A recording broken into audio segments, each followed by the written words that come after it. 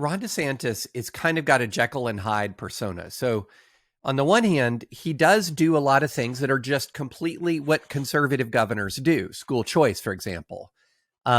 His pandemic response, which got a ton of national media attention, was no different and in some ways somewhat more restrictive than the pandemic response of multiple other Southern governors. So he does things that are very normal Republican, like school choice. His pandemic response was completely within the norms of red state responses. It wasn't spectacular. But then he goes into this new aspect of this sort of new right aspect, this nationalist conservative aspect, which is really, that's what's made him notorious. It is not his school choice bill. It is the Disney fight. It is the Stop Woke Act. It is all the stuff about the woke mind virus and all of this. That is what has made him an online star, because he's tapped into, to circle back to what Joan was talking about, this very online, very active nationalist conservative movement that has a completely different view of state power.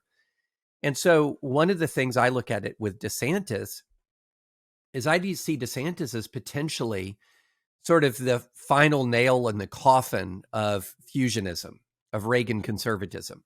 Because one of the questions is, was Trump an interruption of sort of the general, the more recent trend of Republican Party ideology, or was he sort of the termination?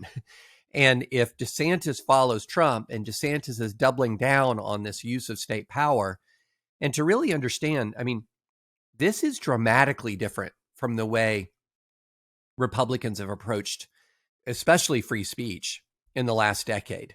I mean, prior to DeSantis and prior to this move, the way that Republican state legislators fought against quote unquote wokeness in higher education was through free speech laws. It wasn't by trying to ban speech. It was through free speech laws. And here comes DeSantis trying to ban speech on race that he doesn't like. And so I think that he really is potentially sort of a figure that puts the final nail in the coffin of Reagan conservatism, at least for the time being, fusionist conservatism. And you see this nowhere more than his view of free speech.